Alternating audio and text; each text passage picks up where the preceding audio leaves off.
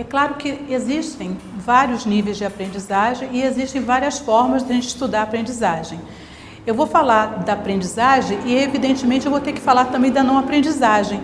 Assim como a gente fala de plano de saúde, na realidade a gente está subentendendo que está falando de plano de doença. Então é difícil você falar de uma aprendizagem sem falar da não aprendizagem, né?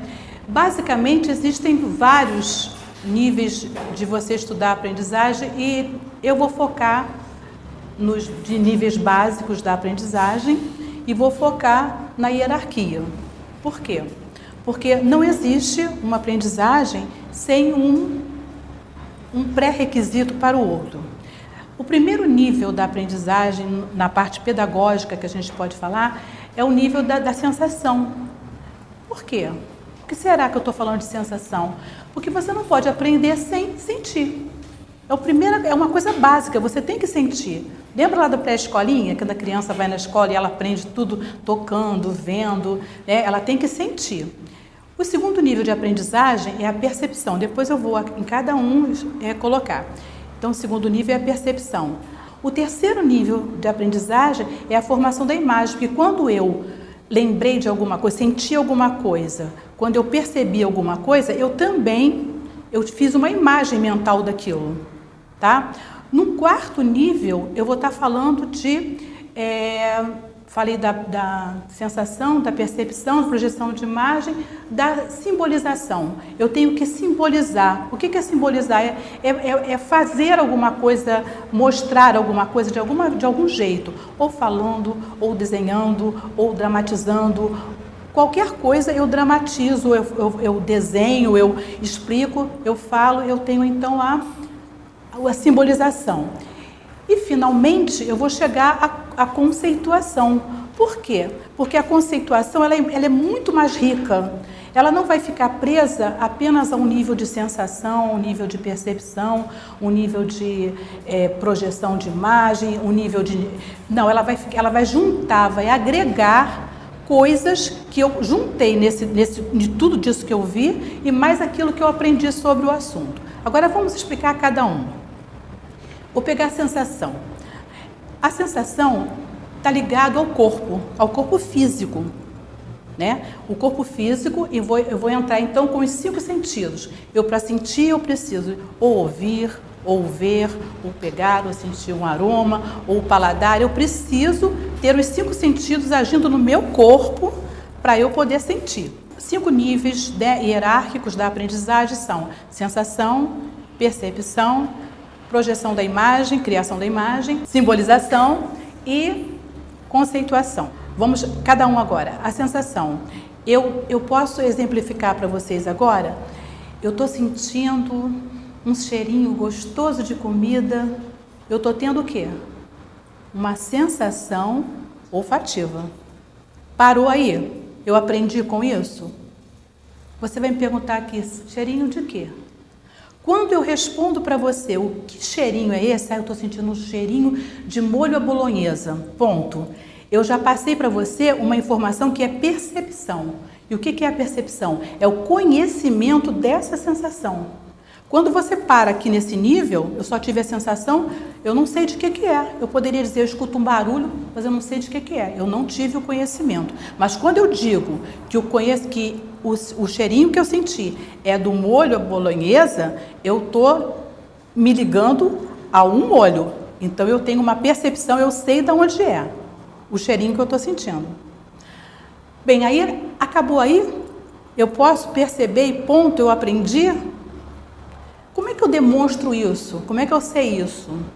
Né? Eu vou passar para uma simbolização, vou passar para a ideia. Né? Quando eu pensei lá no molho à bolonhesa, eu imaginei lá no meu quadro mental o quê? Um prato de macarrão com aquele molho, né? Senti aquele gostinho, está tudo ligado, tudo está representado de alguma forma. Então, depois, eu simbolizo isso. Eu posso simbolizar de que forma?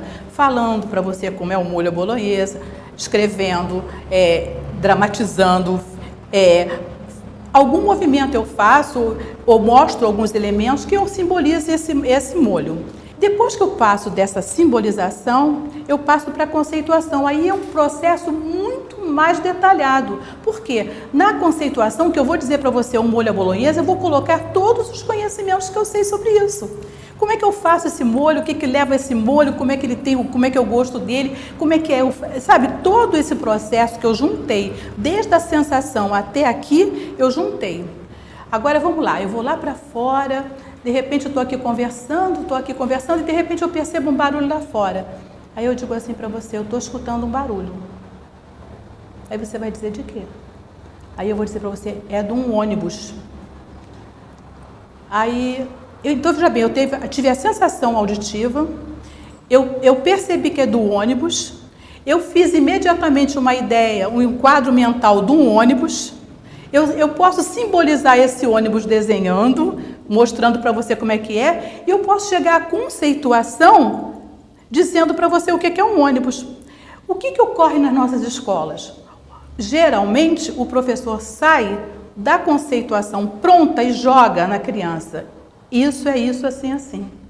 E a criança não passa pelo processo hierárquico da aprendizagem. Então, o que acontece? Ela não tem essas experiências e para ali. Ela para numa coisa que foi dada a ela, informada a ela, sem nenhuma aprendizagem realmente nesse processo hierárquico. A sensação, como primeiro nível, como primário, a percepção significa conhecimento, eu conheço aquilo que eu sinto, tá?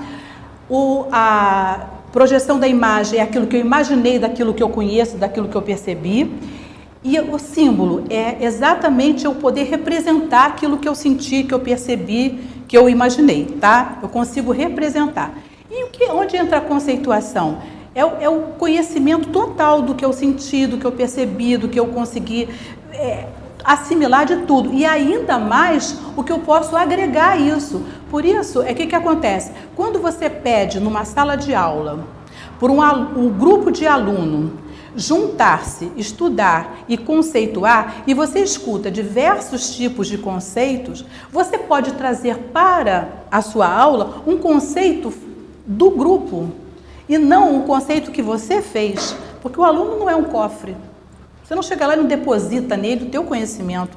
Ele precisa fazer esse processo para ele conceituar e ele chegar a dizer para você, junto com os outros, formar um conceito único. Eu vou te dar um exemplo bem simples. Uma professora quer dar uma noção de substantivo. Aí ela diz assim, bota lá, substantivo é a palavra que dá nome a coisas, objetos, pessoas, dá isso aí, né? E a criança decora isso. Ela decora isso, sabe que... se você perguntar o que é substantivo, ela vai dizer para você.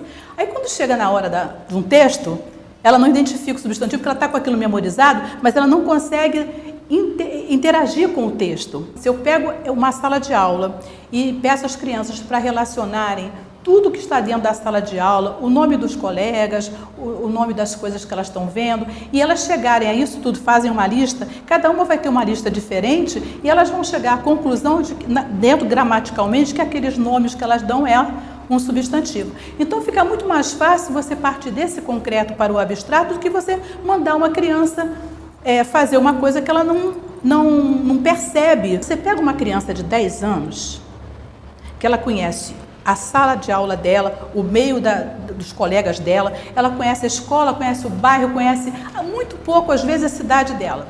Aí você joga ela num livro de geografia e manda ela para o mundo, onde ela vê um mapa. Então, o mundo para ela é um mapa, é um globo, é um mapa.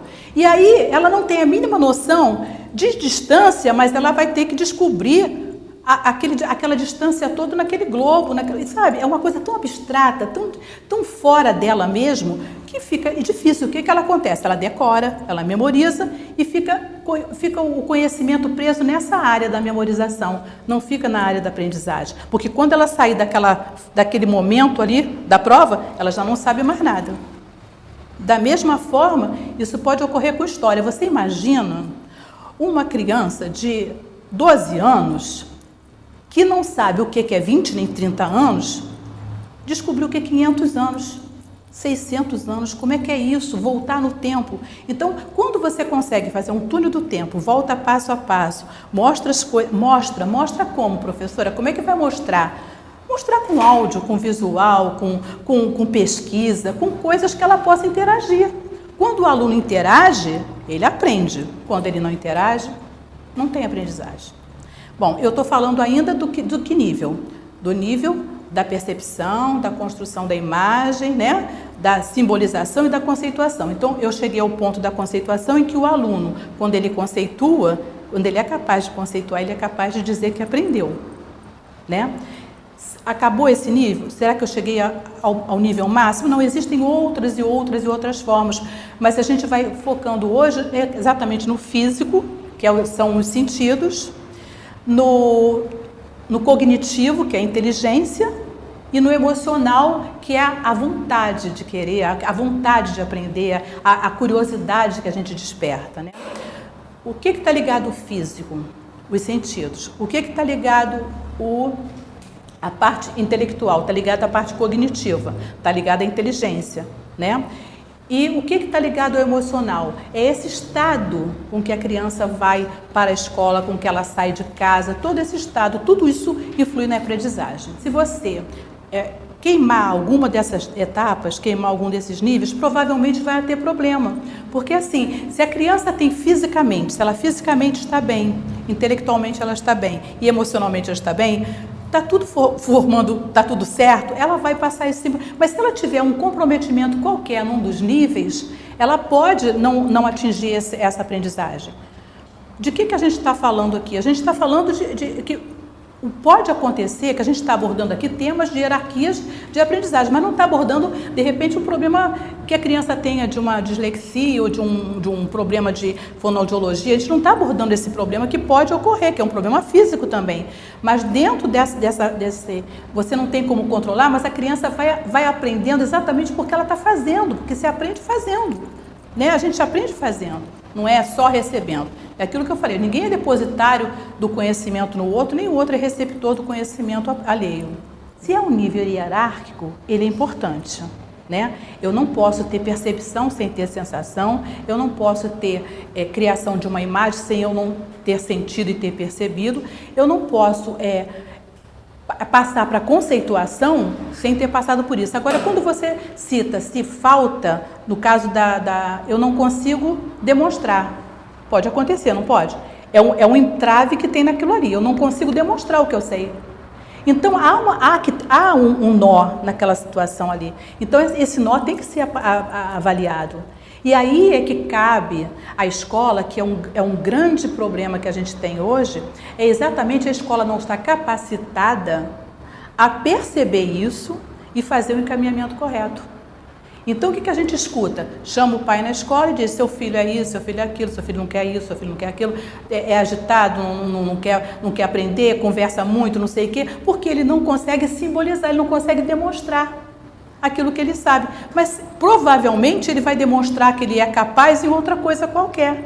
Então, ele é capaz de aprender, porque não existe o sujeito que não aprende.